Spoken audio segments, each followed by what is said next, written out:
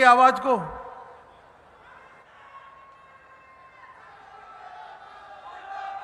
सवाई माधोपुर गंगापुर वालों की आवाज ऐसी होगी क्या?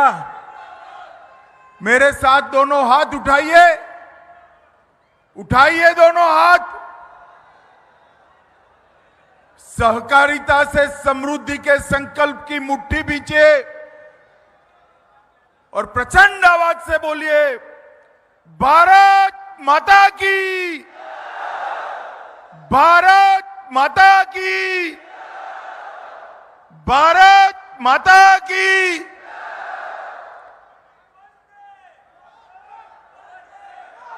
मंच पर उपस्थित लोकसभा के अध्यक्ष और राजस्थान के ही धरतीपुत्र श्रीमान ओम बिरला जी,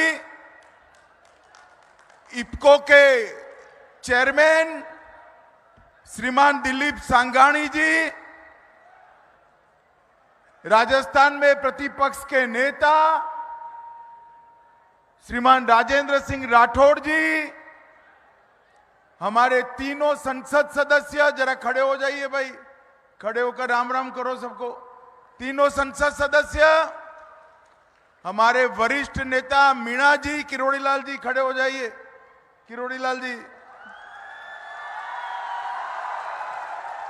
इफ्को के एमडी हमारे अवस्थी जी, मंच पर उपस्थित सारे कोऑपरेटिव लीडर और इस क्षेत्र से आए हुए प्यारे भाइयों बहनों माताओं, आप सभी को मेरा नमस्कार और आप सभी का आज इस सहकारिता सम्मेलन में मैं हृदय से स्वागत करता हूं। सबसे पहले एक केसरिया भूमि पर मैं आप सभी को नमन कर कर मेरी बात की शुरुआत करना चाहता हूं। यहां के धुंधेश्वर महादेव, माधव गोविंद मंदिर और बालाजी को प्रणाम कर कर मेरी बात की शुरुआत करना चाहता हूं। मित्रों, आज मैं यहां आया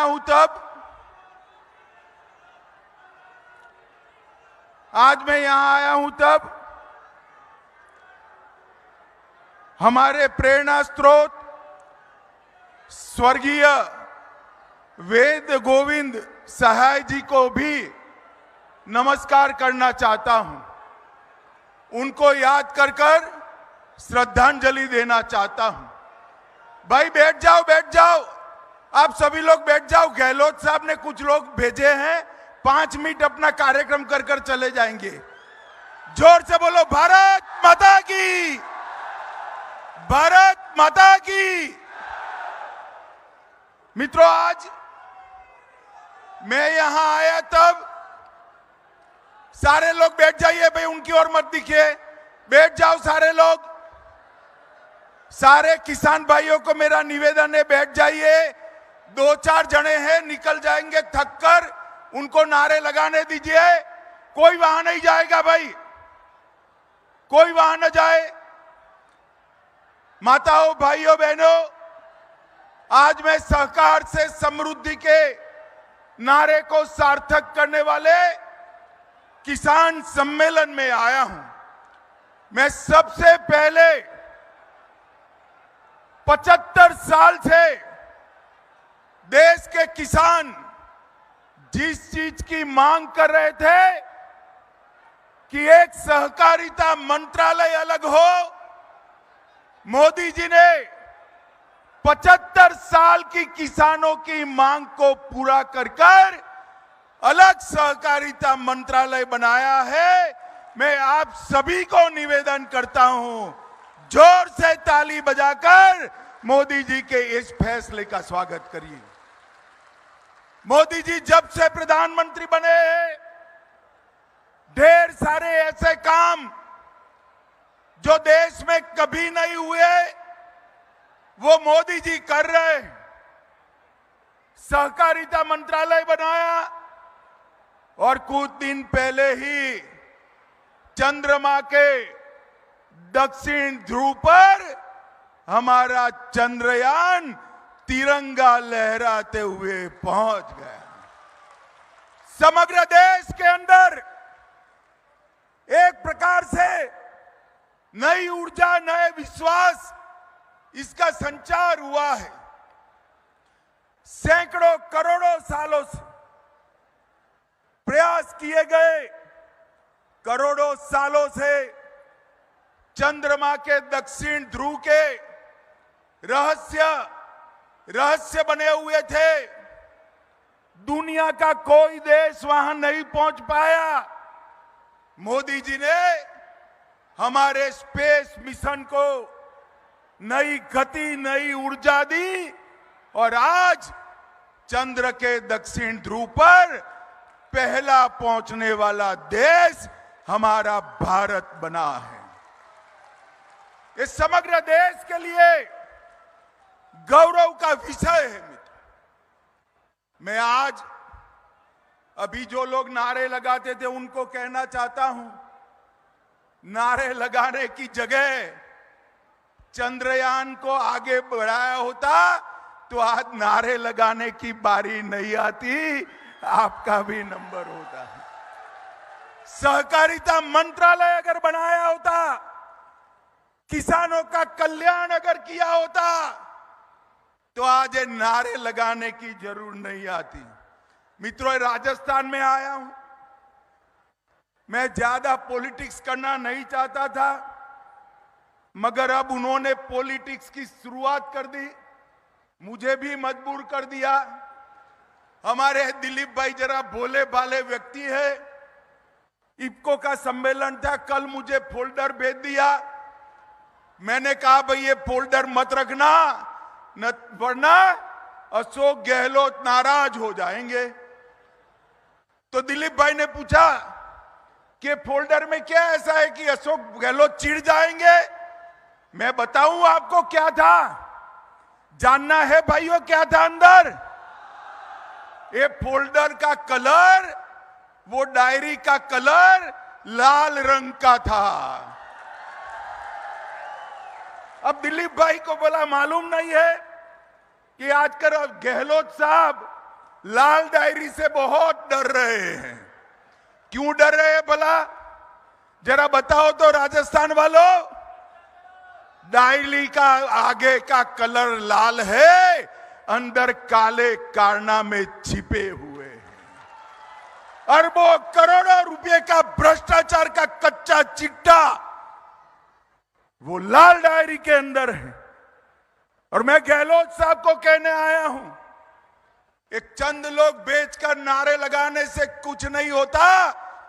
जरा भी शर्म बची है तो लाल डायरी के मुद्दे पर इस्तीफा देकर चुनाव के मैदान में आइए, हो जाए दो दो हाथ। माताओं, भाइयों, बहनों, एक कांग्रेस सरकार थी और उस वक्त कांग्रेस सरकार ने किसानों के लिए कुछ नहीं किया। भारतीय जनता पार्टी की सरकार ने किसानों के लिए ढेर सारे काम किए और ढेर सारी योजनाएं लॉन्च की और हर किसान को 6,000 रुपया आज भारतीय जनता पार्टी दे रही है। और इसके साथ ढेर सारे कृषि ऋण के काम, फसल बीमा के काम भी किया है। कांग्रेस की सरकार थी, किसान बजट 22,000 करोड़ था। कितना था? जोर से बोलो, कितना था? 22,000 करोड़। मोदी जी ने 6 गुना बढ़ाकर 1,25,000 करोड़ करने का काम नरेंद्र मोदी जी ने किया है। किसानों को 7 लाख करोड़ का ऋण दिया था, मोदी जी ने 20 लाख करोड़ तक पहुंचाया। खाद्यान्न उत्पादन 265 मिलियन टन था, अब 323 मिलियन टन तक पहुंचाया। गेहूं की खरीदी 251 लाख मेट्रिक टन थी, उसको बढ़ाकर 433 लाख मेट्रिक टन करी। और गेहूं की एमएसपी 1400 रुपया थी, जोर से ताली बजाना, 1400 रुपया से बढ़ाकर 2100 रुपया करने का काम नरेंद्र मोदी सरकार ने किया। सरसों की एमएसपी 3050 रुपया थी, इसको बढ़ाकर 5400 रुपया करने का काम नरेंद्र मोदी सरकार ने किया।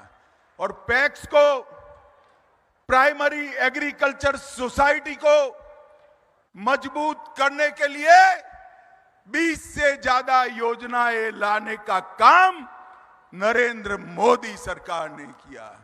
कोऑपरेटिव को फिर से एक बार, जो किसान के जीवन का सहारा है, ये सहकारिता किसान के लिए बनी है। आज इफको 3500 से ज्यादा सोसाइटियों के माध्यम से सहकारिता का उद्धार कर रही है। परंतु मोदी जी ने तय किया है कि इस देश में 2 लाख नए पैक्स बनाकर हर पंचायत में पैक्स को पहुंचाने का काम नरेंद्र मोदी जी करेंगे। किसानों को अच्छा बीज मिले, किसानों को अपनी उपज को निकास कर पाए, और इसके साथ साथ प्राकृतिक खेती, ऑर्गेनिक खेती करने वाले किसानों को आगे बढ़ा पाए। इसलिए 3 नई कोऑपरेटिव सोसाइटियों की स्थापना नरेंद्र मोदी जी ने की। मित्रों, मैं यहां आता था, बीच में काफी किसान खड़े थे स्वागत में। मैंने गाड़ी खड़ी रखी तो एक किसान ने कहा, साहब हमारे राजस्थान में बिजली नहीं मिलती है। मैंने बोला, भाई बिजली में क्या प्रॉब्लम है, अब तो पूरे देश में बिजली है। तो दूसरे ने कहा, एक और बिजली मिलती नहीं है और दूसरी ओर बिजली की खरीदी में धांधली हो रही है।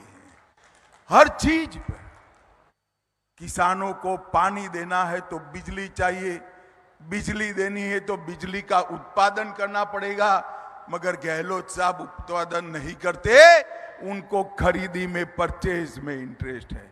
माताओं, भाइयों, बहनों, आज मैं आपके सामने आया हूं ढेर सारे किसानों का डीबीटी के माध्यम से देश के हर किसान को 6000 रुपया भेजकर मोदी जी ने लाखों करोड़ों रुपया किसान के बैंक अकाउंट में डालकर किसान मित्र का काम किया है।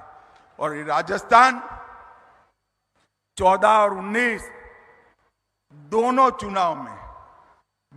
चुनाव में एक बार 51-55% और एक बार 61% वोट देकर सारी की सारी सीटें मोदी जी के झोली में डाली है या नहीं डाली है भाई? अरे जोर से बोलो, डाली है या नहीं डाली है? 24 में चुनाव आ रहा है। मैं पूछने आया हूं सारे किसान भाइयों बहनों को, 24 में फिर से मोदी जी को प्रधानमंत्री बनाना चाहते हैं या नहीं चाहते हैं? जो चाहते हैं जोर से हाथ ऊपर कर नारा लगाए, चाहते हैं या नहीं चाहते? अब 24 के पहले, अरे सुन लिया यार, जोर से लगाओ जरा।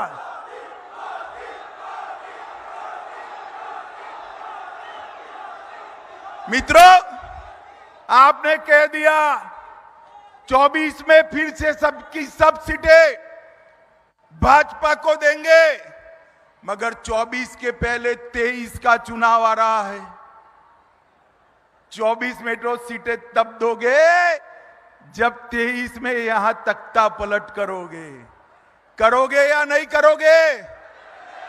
जोर से बोलो, करोगे या नहीं करोगे? मोदी जी को फिर से प्रधानमंत्री बनाओगे? जोर से बोलो, बनाओगे? सभी की सभी सीटें देंगे?